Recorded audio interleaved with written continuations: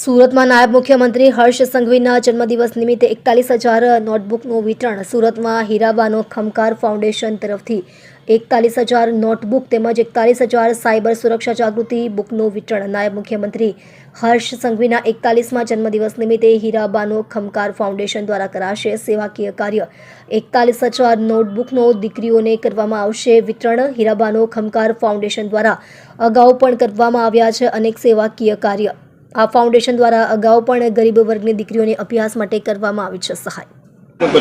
મારું નામ દેસાઈ પિયુષ છે. હું હીરાબાનો ખમકાર કરીને ફાઉન્ડેશન ચલાવું છું. આવનારા સમયમાં શું કાર્યક્રમ તમે કરવા જઈ રહ્યા છો?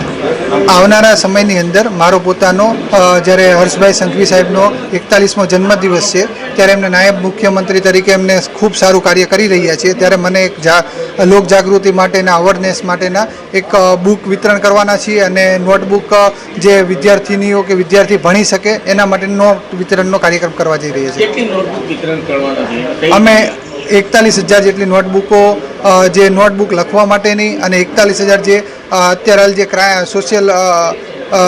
સોશિયલ માધ્યમે થાય છે કે એપ્લિકેશનની અંદર કે એવી રીતના તો એ રોકવા માટેના અમે નોટબુકનો 41 ને 41 82,000 ટોટલ નોટબુક વિતરણ કરવાના છે. રાજકીય પક્ષ જોઈન કરવાનો રાજકીય પક્ષમાં એવું છે કે હું ઓલરેડી ભાજપની અંદર જોડાયેલો છું, સક્રિય સભ્ય છું અને એની અંદર મારે જવાબદારી તે મેં નિભાવેલી છે. એટલે ભાજપમાં ઓલરેડી છું. એટલે કોઈ રાજકીય બીજું કંઈ હેતુ નથી ને આ જે છે એ સેવા હું કરી રહ્યો છું.